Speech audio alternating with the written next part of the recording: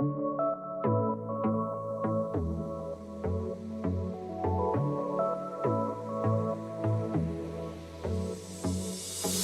everyone. Welcome back to the Nuance Needed podcast. I'm Amanda White. And this is Sam Dalton. And today, I'm taking the helm. And after the last couple weeks of deep dives. And I'm very excited because I have married two things that I'm very passionate about. Mental health and a topic of history. And the topic that has been merged with mental health is the Kennedy family. I love it. Now, Amanda, why don't you give us a small introduction to your understanding of the Kennedy clan? Okay, this is going to be laughable, basically, just to forewarn everyone. I watched Love Story. Yes. The Ryan Murphy adaptation of JFK Jr., Carolyn, Bessett. I mean, to give you an overview of how not well historied I am about this time period. Yes. I was like confused at first. I didn't understand that it was Jackie Kennedy. I got confused about I didn't totally understand that JFK Jr. was the son. I had that thought. I was like, wait, how is she watching this? Yeah, I was confused. I had to cross-check because also so many of them have died. I was like, maybe this is a cousin, maybe this is an uncle. No. I don't know how I was born in 1990, and I see covers of George now, and my FYP. Yes, I'm not on TikTok. My feed on Instagram has just become covers of People magazines and clips and all of these people they were friends with. But I don't know. I mean, I think you probably can't answer this question because you have probably paid attention to history the whole time growing up. But I was like so shocked at the people, I don't know. Like I was born in 1990, but like I feel like I didn't wake up to pop culture until later. You know what I mean? Like I was almost too young, as I think you were too, where you don't have a lot of firsthand, like I didn't read People magazine when I was like 8 or 9 years old. Maybe you did. My mom did. Like I remember when Diana died. Yeah, I don't. My mom woke me up. I was 7.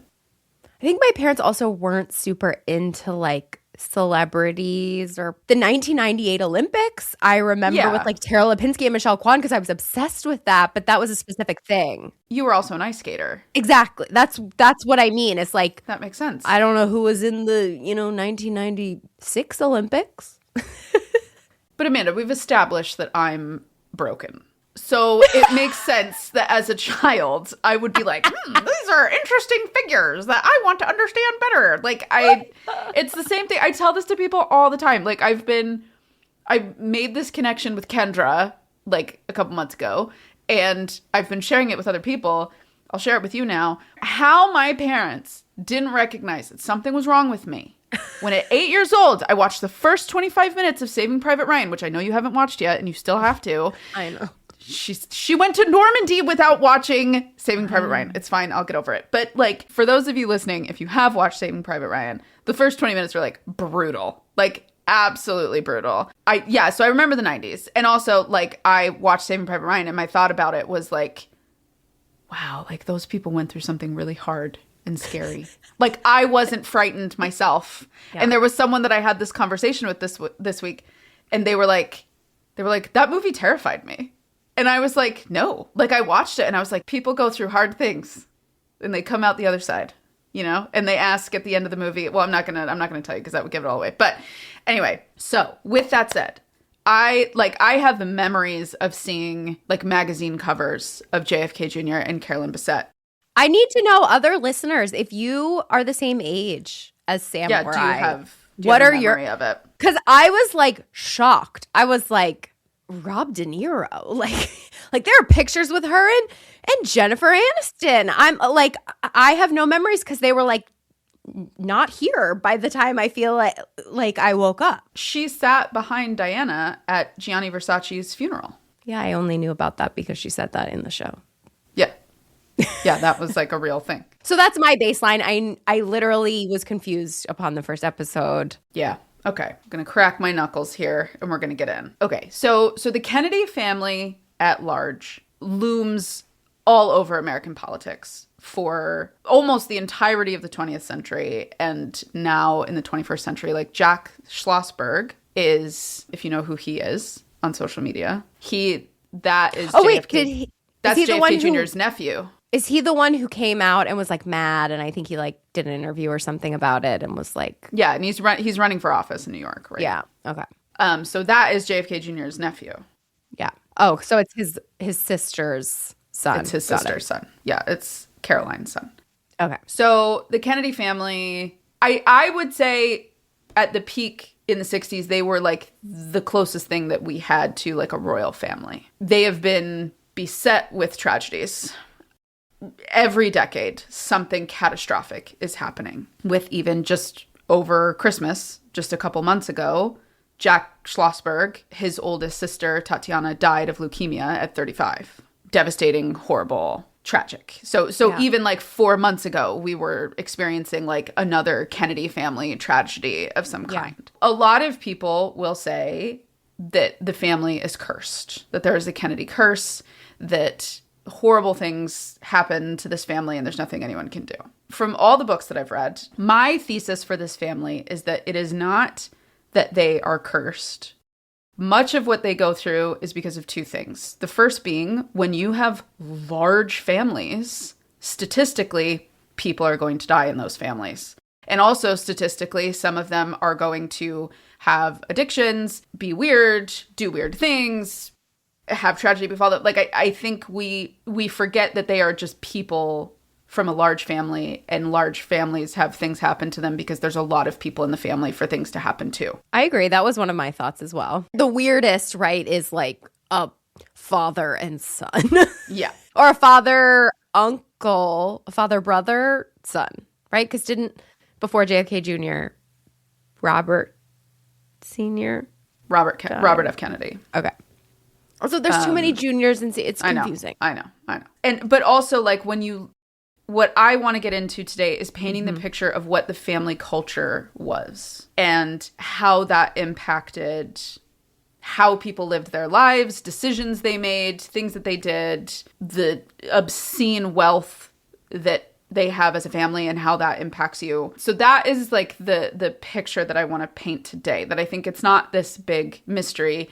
If you understand like the history of the family and the way they think and the way they go about things, the decisions that like JFK Jr. makes in the show that eventually in real life ended his life start to make sense. We are going to go all the way back to the beginning with the patriarch of the family, who is Joseph P. Kennedy Sr. Mm-hmm. Joseph P. Kennedy Sr. was born in Boston.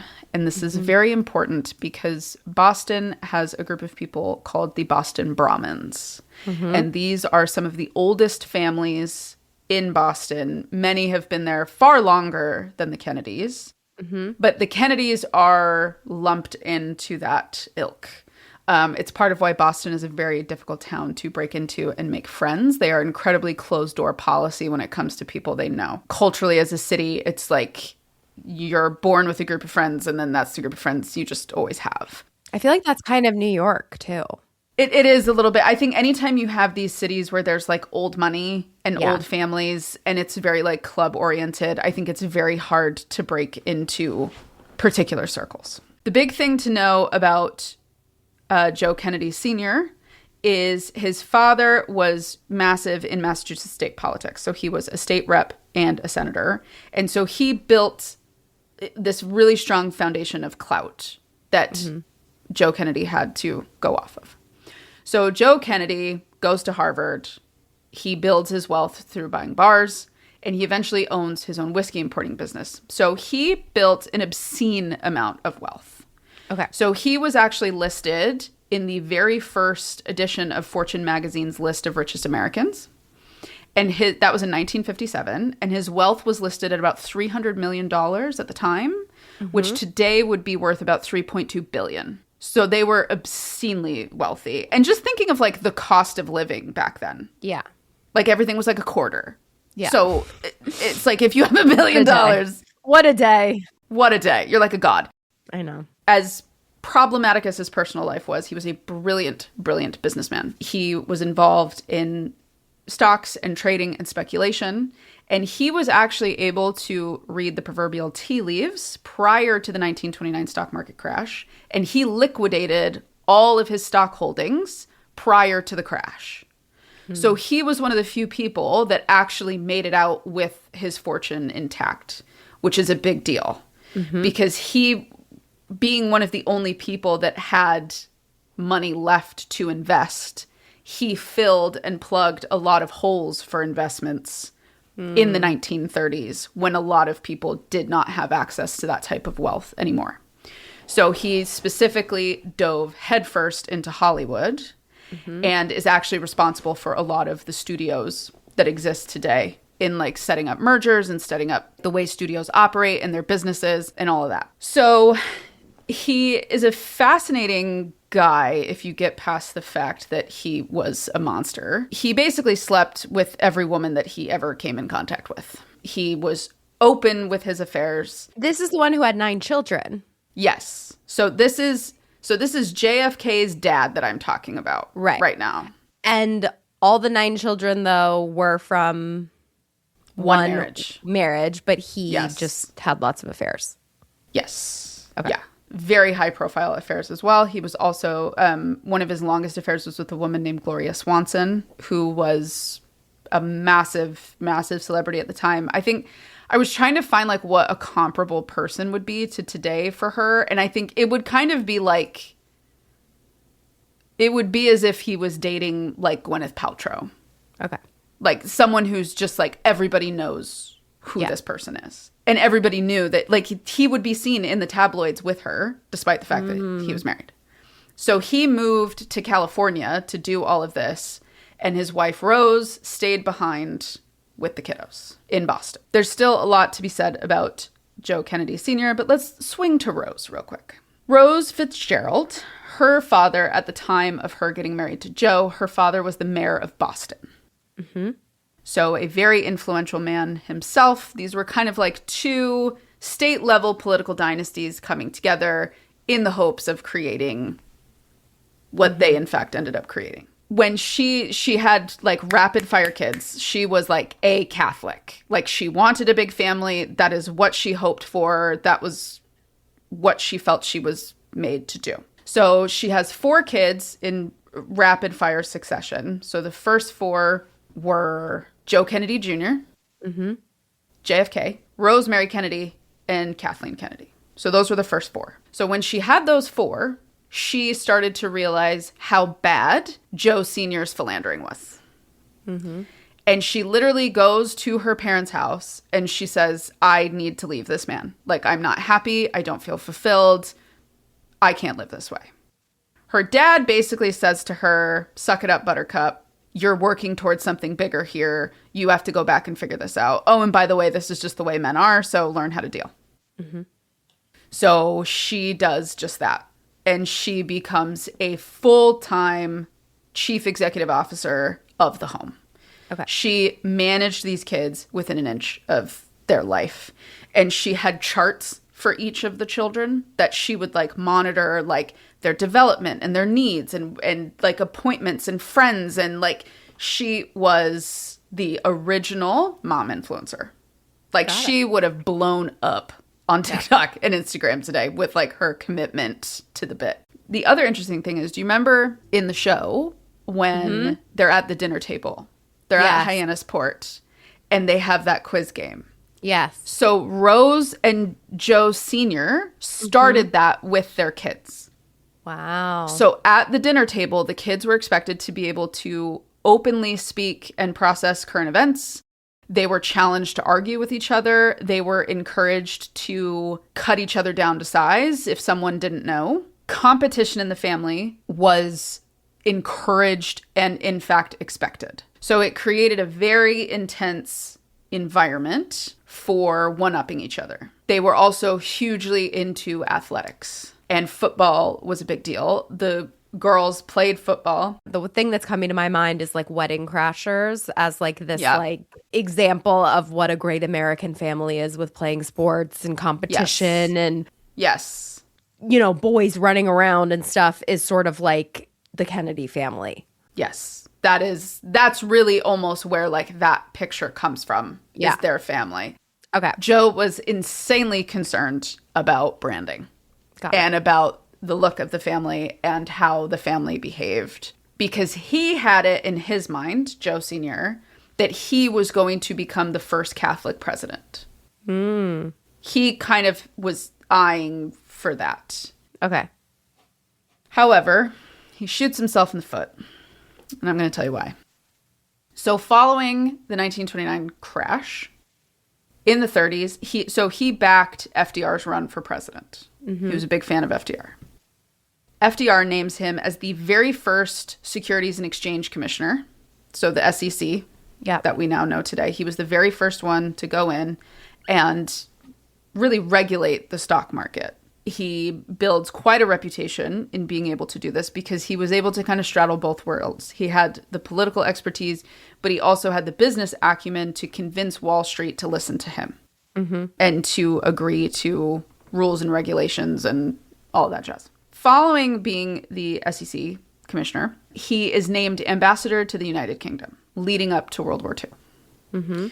Now, the Kennedys, it cannot be overstated how much they loved this shit. They loved it. And they were completely enveloped by British royal and high society.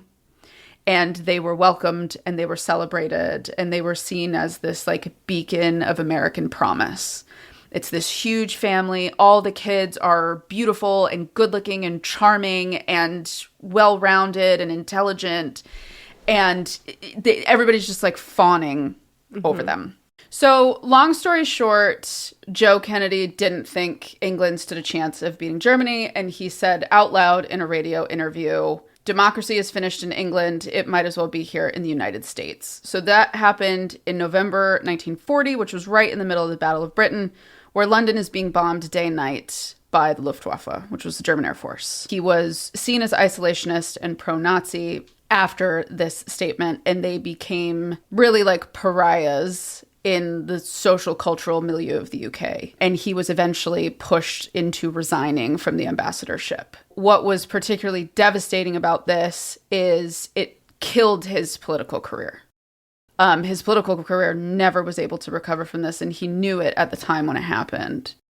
And the reason, part of why he didn't want to go to war in the first place, and there were plenty of people that didn't, obviously, was because he knew that his sons were going to have to enlist. He knew there wasn't going to be a choice, and all of his adult sons were of the age where they could enlist. And so he selfishly knew what that meant. And the worst part is he was, in fact, correct. Joe Kennedy Jr., the oldest, and JFK, who we will call Jack because that was his nickname, they both enlist. Joe Kennedy is assigned to the European theater, so he was based in England. JFK ends up serving in the Pacific in the Navy. Joe Kennedy Jr. was the golden boy. And I think if you can think of any like classic American old-timey Ivy League East Coast boy, that is who this guy was. And he was told by multiple people throughout his life that he was going to be president. It was like assumed that like his dad would be president one day and then he would eventually be president. Joe is the older brother? Joe's the oldest. Joe is the oldest child of the whole family of all 9 kids. So it's Joe Jr. is the first and then JFK is the second of the kids. And they were pretty close in age. And because of the culture in the family where they were extremely competitive and they were encouraged to be like jealous of each other and cutthroat with each other, there is a world where many think this is what got Joe Kennedy killed. So Jack was in the Pacific Theater. Again, this is JFK. I'm just going to call him Jack because I think it's just easier. So Jack was involved in... So his ship was torpedoed and he ended up surviving being stranded, and he saved like multiple people's lives by like when the ship went down, he like put people on like a piece of debris and like pulled it like with his teeth, like he had a string like tied to it, and like swam to shore, and it was like a whole thing, and they thought he was dead. And he was, I can't remember, it was like weeks that they were missing, and they eventually find them, and he comes back, and he's a war hero. Like he gets all of this publicity because the family's already famous. And Joe Kennedy Jr. was jealous of that. What he decides to sign up for is this insanely dangerous mission called Operation Aphrodite, which was essentially like the first attempt at a drone. So what would happen is a plane would have like the equivalent of like a paper plane attached to the bottom of it that had a bunch of bombs. Yeah. And so they had to get the real plane up in the air so that they could essentially like fly a kite with this drone, send it off, and then hope it blows up what you want it to blow up. The problem was, as you can imagine, there's a lot that could go wrong with this. And he volunteers for the very first mission, and he gets blown up before he even, like, they took off, and it was like 15 minutes after takeoff, the plane explodes, and he dies. And the family is like absolutely devastated by this loss. And they never fully recover from it. This was like the start of the family feeling like they were cursed. And so part of the issue with Jack is he had all of these ambitions that were initially saved for his brother heaped onto him. And he actually wanted to be a journalist, which is interesting thinking of JFK Jr.'s desire to have the George magazine. They were both very interested in journalism and research and writing, and they were more interested in the observation of politics than they were actual politics. But Joe Sr. doesn't care because he's like, well, you're the heir and the spare, so now it's your turn to step up to the plate. So the other interesting thing about Jack, and now this is JFK Jr.'s dad also that we're talking about, he had horrific back problems, and he had to wear a back brace his whole life. And they actually think it was the back brace that caused him to die when he was shot. Because if you look, so he was wearing a back brace that day in Dallas because his back had been bugging him. And when you see him get shot in the first hit, he actually could have survived that shot. Yeah. But he couldn't fall forward because he couldn't like sink down because of the back brace. And then he was hit the second time. And that's what killed him. I mean, not the back brace, but the back brace got in the way of him being able to like save his life. In between JFK getting shot, there's two things that happen with two of his sisters. So the first is Kathleen Kennedy. That was Jack's best friend. Her nickname was Kick, and they were insanely close. And they supported each other through Joe's death, Joe Jr.'s death. And she ended up marrying into royalty. She ended up with a title, and her first husband was killed in the war. She gets married again, and her family disowned her because she married not a Catholic. They were real committed to that bit. And she ends up dying in a plane crash. A commercial plane crash or a private? A private plane crash. There were only 4 people in the plane when it crashed, and they were flying to the south of France for vacation, and they left when they were not supposed to. And they flew into a storm, and the wings of the plane got ripped off during the turbulence. And they figured out that the body of the plane just like spiraled tens of thousands of feet and then crashed. You would think if your aunt died in a plane crash that you would be a little weary of becoming a pilot. Well, but think of it. Your uncle died in a plane crash. Oh, right, because in the war. Yeah, because in the war, his plane got blown up. Jesus Christ. Then Kick's plane goes down. She dies. Jack never recovered from her death, and he openly said that. He felt very lost when she died, and he didn't know what to do. And the thing that I also want to like stress about this family is appearance was everything. It didn't matter what you had going on. What mattered was the front that you presented to the world. And you see that in the show. You see that in the way Caroline behaves. You see it in the way JFK Jr. engages with the press. And I think it's what causes him to struggle so much with understanding why Carolyn is struggling so much. Because he's like, well, just be nice. Like, just deal with it. Like, we have to deal with it. This is who we are. We're Kennedys. With no reflection of, like, how fucked up it is. Yeah. I mean, it did, watching the show, feel very like watching The Crown. Yes. When you saw the family stuff, which I wouldn't have imagined going in.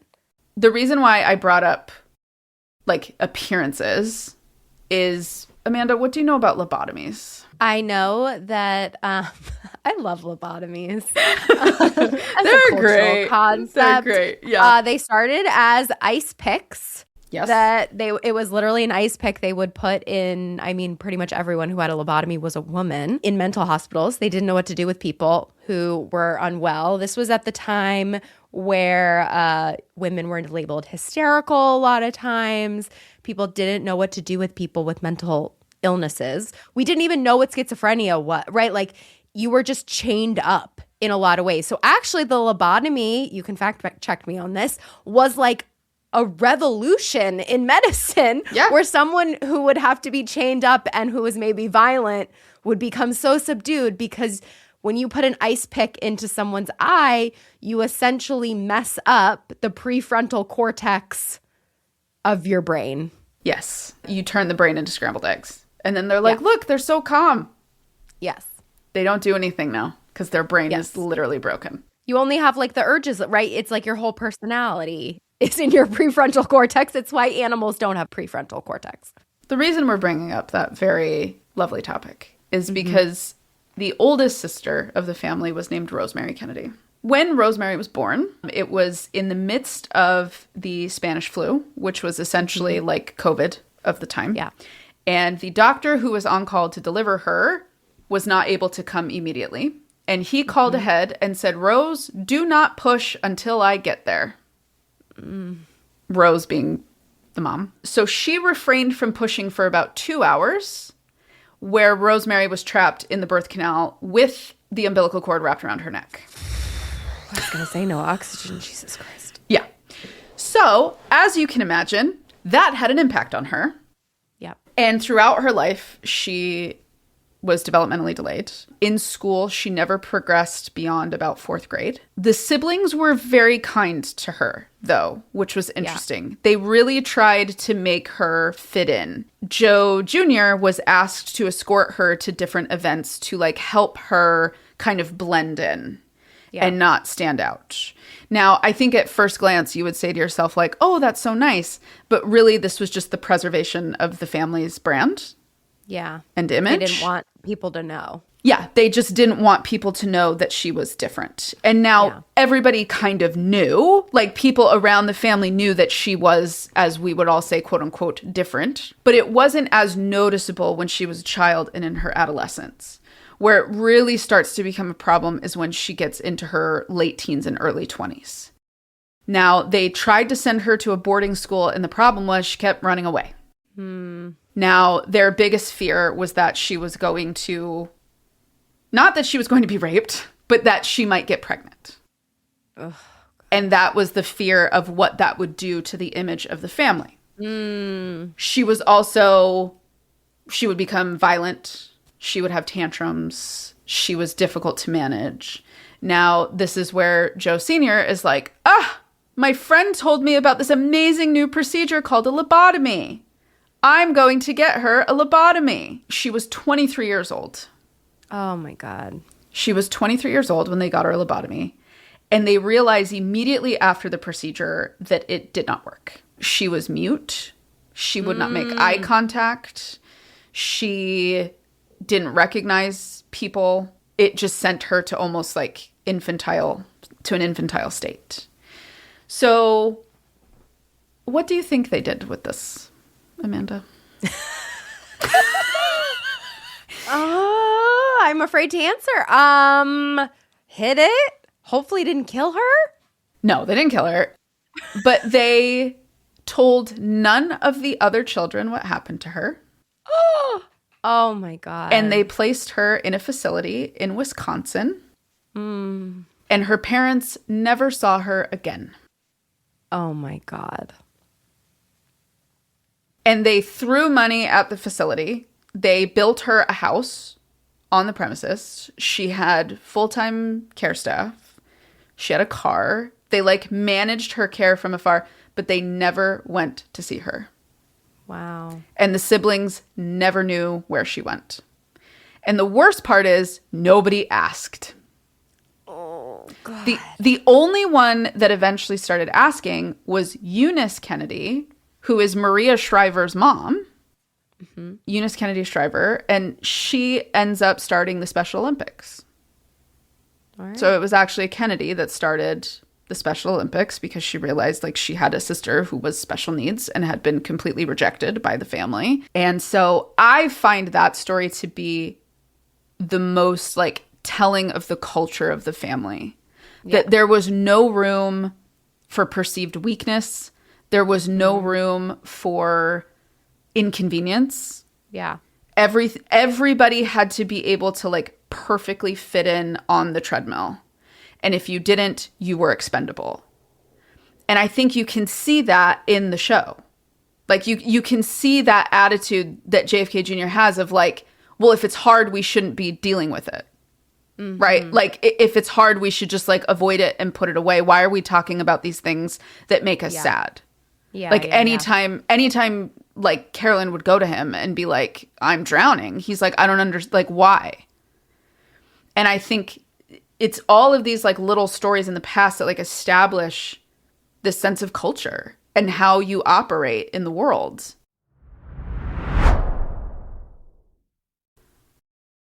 All right, everybody, gather around because Mother's Day is coming up and I have the plan for how you are going to spoil your mom, a mom that is important to you, a mom of your friend, basically any mom that you would like. I'm going to give you the plan, okay? You are going to go to Cozy Earth and you are going to get her literally anything. But ideally, the combo that I've come up with for my mom is we are going to do robes, slippers, sheets, and a blanket, okay? I am going to wrap my mom in these softest, coziest pajamas and sheets and robes and slippers that I have ever personally tried in my life. I just think the reason I'm putting this like package together like this is because I think it is so special for the women in our life who work so hard and give so much and rarely think of themselves, and they need to be thinking of themselves more, to give them this gift, whatever you end up getting them, right? To let them know that they need a moment to themselves and they need a moment to rest and chill, and to do that in some of the most comfortable sheets, pajamas, blankets, robes, and slippers I have literally ever used in my life. So with that said, I also want to let you know, you get a 100-night sleep trial with any of the products. So you can try it for 100 nights and decide at any point in there that you don't like it and send it back. But also, if you do decide you like it, these products are covered with a 10-year warranty. You get 10 years of use out of these products. Your mom will thank you for this cost-saving measure gift, okay? So with all that said, I have a special gift for you. If you use code NUANCE at checkout, you get 20% off. That's code NUANCE, NUANCE, because home starts with mom. Can't wait to hear what you guys think.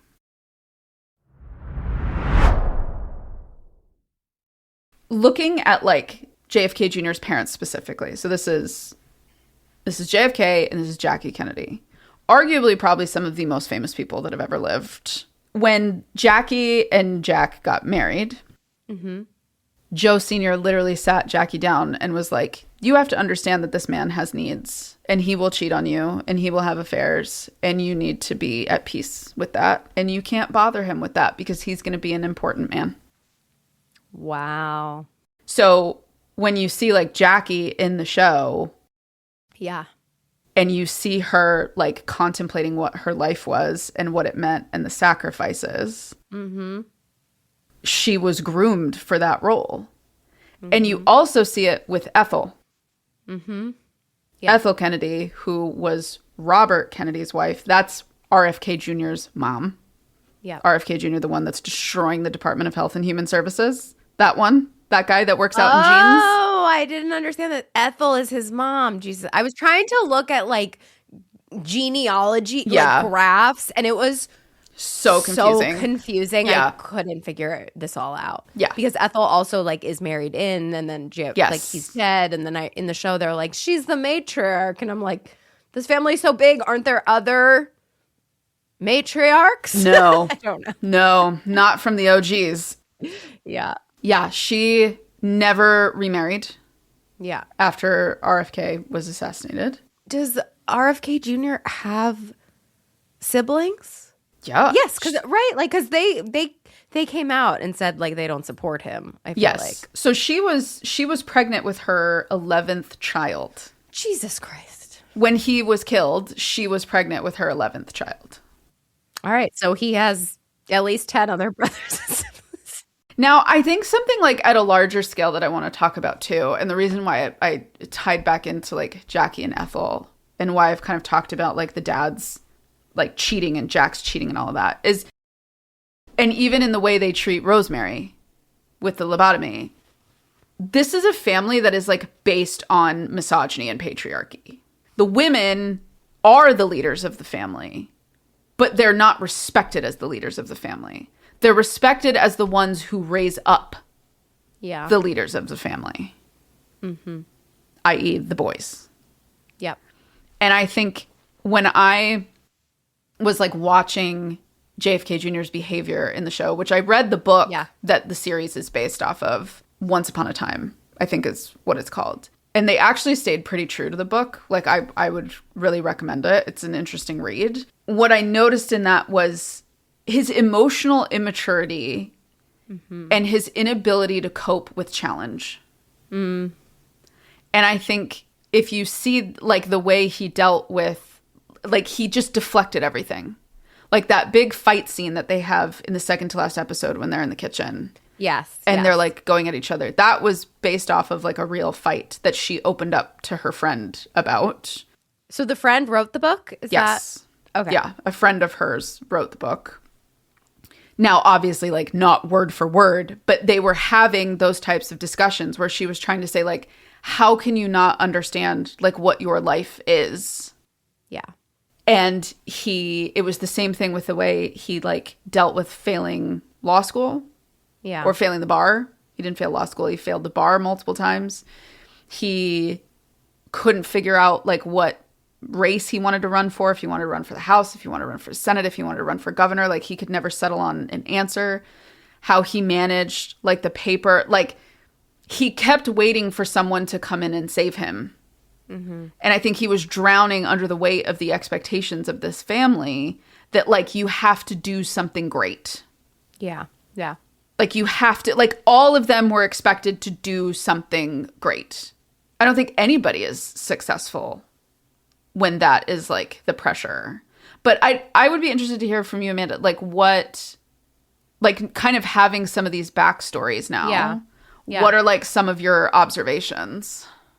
I think I understand Caroline a lot more, his sister, where she kind of confused me and I didn't really like her in the show because she just is kind of like cold and judgmental. And I think it's interesting because when I watch the show high level, they do a very good job of being like, this is the most romantic, like they just loved each other.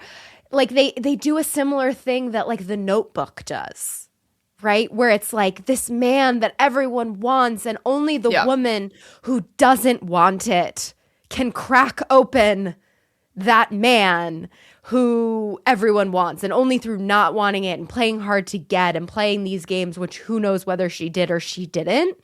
Like that is how you get a guy. I think that is like so fascinating to think about. And I think the context that you gave like makes sense of why he was so disconnect. I think what I was so struck with in the series that I couldn't quite understand was he was very cavalier about everything, very in comparison to his sister who took everything very, very seriously. And it is sort of interesting how it sounds like he like kind of, at least in the series, it looks like he straddled these worlds of, because he was so young when his dad died, he like was a little removed maybe from some of this. We're not sitting with the fact that this is a kid that had no memory of his father Yet his father is listed as one of the greatest people that's ever lived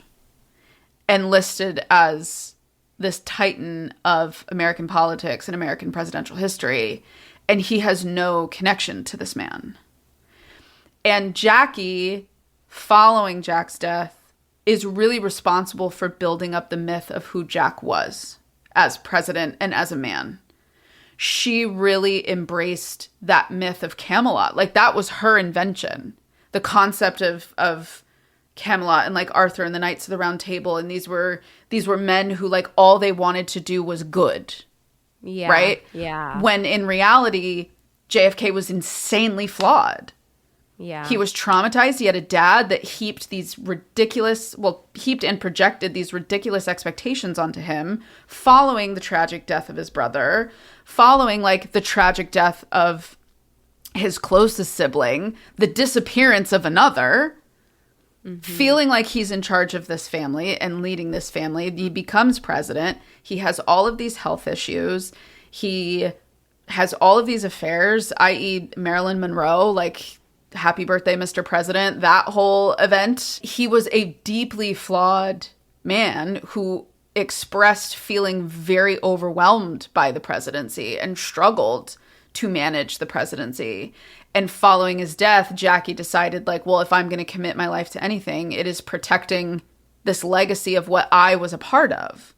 So what I, like, my armchair quarterback assessment is JFK Jr. was trying to live up to a standard that actually didn't exist. Well, like, as you're saying this, what I think is fascinating is how when people die, we hold them up as so perfect in a lot of ways because like they never are old enough for you know, like he wasn't even president that long in the grand scheme of things. And it is so easy to kind of like mythologize someone who's died. And then it even happened with JFK Jr. and this relationship even that is so fascinating. Yeah. And, you know, a lot of people, they're like, oh, like the reason why I started with like the curse is because I'm like, if you want to call generational trauma a curse. Could be. It could be, depending on how you look at it, right? Like these were broken people, raising broken people, raising broken people. What I find to be the tragedy of all of this, and here's the other thing too. You could go on a Google deep dive, a Wikipedia deep dive, that will lead you through like 40 different pages of family members who have met tragic ends in this family. Yeah. There are overdose deaths. There are, you know, accidental deaths. There are what we can classify as murders. There are sexual assaults. This family is riddled with the natural consequences of like unmanaged wealth and trauma. Yeah. Like when you throw money at traumatized people, every other problem seems magnified because they're able to do it on like a grander scale. I.e. like, JFK Jr. having the money to buy his own plane and become his own pilot. Like that is just something that the average person is not going to do. But when you're an adrenaline thrill seeker because you're trying to feel something, which is what he was, you give somebody millions and millions of dollars, they're going to go buy a plane and then drive it into a storm because they want to feel something. I think what's fascinating too is just looking at some of the cultural discourse around the show of like, I think I was able to sort of see what you were talking about. Like it had a Great Gatsby sort of vibe to me of like careless people do it like, or, you know, he was sort of careless and immature and reckless in a lot of ways that does make you like, I think does come through in the show if you read between the lines. But I did find it really like, I don't know, I thought about her family and it did bother me how much they portrayed her as there was something wrong with her. Yes. That she wouldn't leave the apartment and couldn't handle things. And I was very struck by just how much of like she was sort of labeled as the problem. And I did see some cultural critique of, I don't know if her family specifically said that because I don't think they talked about it, but I think other people in her life talked about it and the idea that she never gave interviews. So we had a lot less to go on and sort of, I'm thinking about like if we talked about reality TV, obviously this isn't reality TV, but like, what is the line between television and history and sharing these stories and tarnishing someone's legacy, being unfair to them? I don't know. It feels different to me compared to like,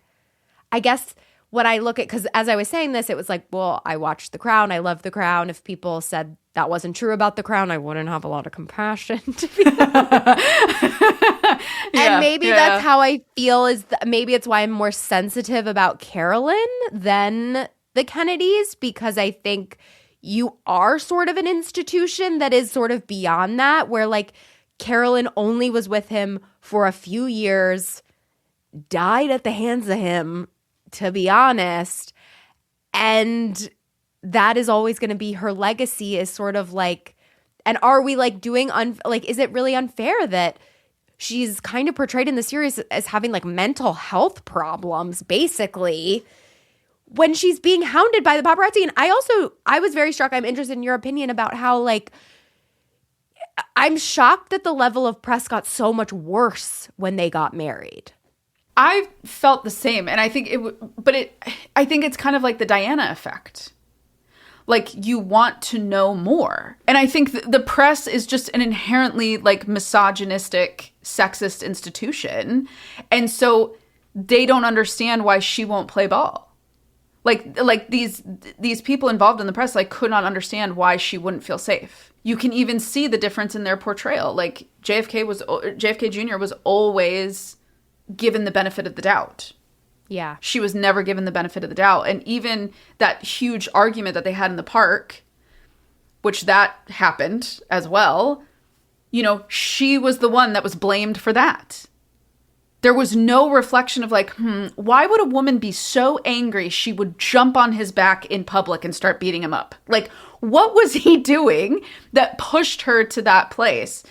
And I think when I read the book, I had the same thoughts. And then seeing the book come to life in the series, I don't think this is a love story to be emulated. And I have like the armchair quarterback belief that I don't think their marriage would have survived. Yeah. I think if they had lived, I think their marriage would have eventually ended. And they were already headed that direction. And I think what is just so tragic is she was this woman that was insanely talented and chic and intelligent and witty. And you just think like she would have been Anna Wintour. Yeah. In some form. Like she would have been a titan in the fashion industry. And it's just so tragic that we don't get to see that because she had to lose herself in this marriage. And that is what happened. And that's what she's like begging him to see. And she was begging him to see it in real life. And he couldn't do it. Because everybody in his life, like everything had been designed to support him.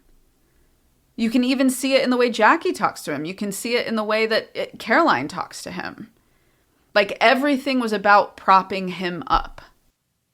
Well, I think it's fascinating too to just think about how who he fundamentally wanted was the worst person actually suited for his family. Like the fascination of wanting truly what is not suitable is so interesting. And it just makes me think of how hard we romanticize these like couples that are so opposite and so different, but the passion follows through. And so many of those relationships are so unhealthy and we want them so much. And for what, Like, at what cost? Sad. Yeah. And so often it's the woman. That's what it costs. I think they tried to be like, look, it's empowering. She quit her job and stuff like that. But I mean, I think they did a good job in the series of showing how insane the press was that was so different from the press that happened, before and stuff like that. I also loved, like, in the very first episode, you see that shot of her just leaving her house. Yeah. I thought that was, like, a very powerful starting point. Like, the the history of the family is just like when everything is based on this foundation of like, you have to be great, you have to be great, you have to do something great, you have to live up to this name, you have to do like, everybody is set up to fail in that dynamic. Like nobody stands a chance when you feel like you are constantly in the shadow of giants. The whole family story is just, it's just sad. Like when you read through their stories, there's a sadness and a tragedy to it. And I know like the living family members would be like, please calm down. Like this is our family and these are our stories. But there's so much tragedy interwoven in here just simply for the fact that people didn't know how to deal with things. And that like lingers through life. Yeah. Did you learn anything today, Amanda? I did. I learned a lot. I'm just so struck by the idea of how similar they are to British royalty, and I just assumed that was like a random thing, where I think it's really fascinating that was like purposeful and wanted and sort of like created by them. Yeah, the reason why I spoke about Joe Sr. so much is because he built this. Yeah. I need to like go listen or go watch or maybe read the book. Some of like a lot of the Jackie Kennedy stuff really went over my head. Yeah. I am so unaware. I was like, is this Jackie Kennedy for sure? Like it took me like an episode to fully be like, wait, is this what she looked like older? I don't even know.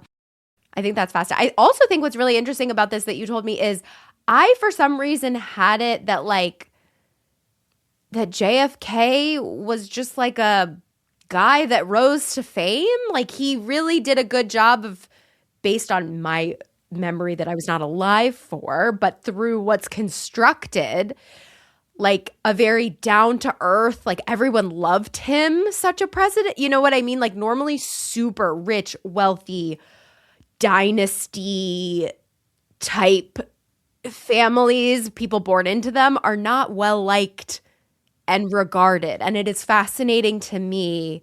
And maybe it's because people didn't know, like they weren't fully set in that, or you know what I mean? Like maybe it's also because people weren't super aware of his dad. I don't know. But it just, that seems like a bit of an anomaly. Well, I think it was who his dad was that gave him that level of leeway. Because there's a very, I would imagine at some point in your life you've seen this, there's a very famous moment of footage during JFK's funeral procession where JFK Jr., he was 3 years old, barely at the time, when JFK's casket goes by, because it's being carried by horse-drawn carriage, she urges JFK Jr. forward and he salutes his dad's casket. And that is an image that like shattered America at the time. And I think he was so seared into like the collective psyche of the country that I think he was always going to be given a level of grace. Mm-hmm. Because, yeah, it's like the country's rooting for him so much. Yes, so much. Like he was just, they wanted nothing but success for him in his life. Yeah. And so I think that's why he was able to just, there was like a very carefree, cavalier attitude to him. And I think he was like, yeah, the press would like sometimes say mean things about him or he would have like a hard time, but he knew that it was because like they cared in this weird, like parasocial way. And so I think with Carolyn, he kept saying to himself like, but they just do it because they care about us. Like they're just interested. Like why shouldn't they be interested in us? Yeah. Well, even, I mean, I don't know if it's true. You can tell me based on the book, but like that whole scene where he invites one of the paparazzi to play football with them, like is such an interesting example of what they were trying to exemplify of his casual nature and good relationship in some ways with the paparazzi. And it is so striking how before they're together, even when they're just dating, it is like casual and they're respectful of him. And it's almost like, obviously the ante is upped, but because she is like an adversary of like, we don't like her, she's not playing along. Yeah. America's hearts are broken over him getting married, and this isn't who we expected him to marry. There is a lot less like positive regard, it seems like, around the press and her in a very like Diana striking sort of way. Yeah. And I thought that was really fascinating that they included like awareness of Diana's death. Yeah. I think it's that perfect foil. Like completely different circumstances, but like you were saying, like women who didn't stand a chance in the press. Yeah, it's just it's a devastating, fascinating story to me. I think the story of the entire family, and I think it doesn't, like, more people are writing books about it now, and I think like the JFK biography that I read actually did a good job of like highlighting like the tragedy of his life in a more honest picture. Like I think people are finally starting to speak more honestly to this family and their stories and who they are as people. But it's still like there's still humans that are wrapped up and trapped in this. So that is my deep dive for you. Well, we would love to know what you all thought of Love Story. Let us know in the comments. Yeah, and as per usual, anything that you can do to rate, review, share, subscribe, we appreciate it. We love your comments on our episodes. We love to know your thoughts. We love to know what you're thinking. It helps us know what you would like us to talk about. And you can join us over on Substack at nuanceneeded.substack.com for lots more content and lots more bonus episodes. We'll see you next week. Bye.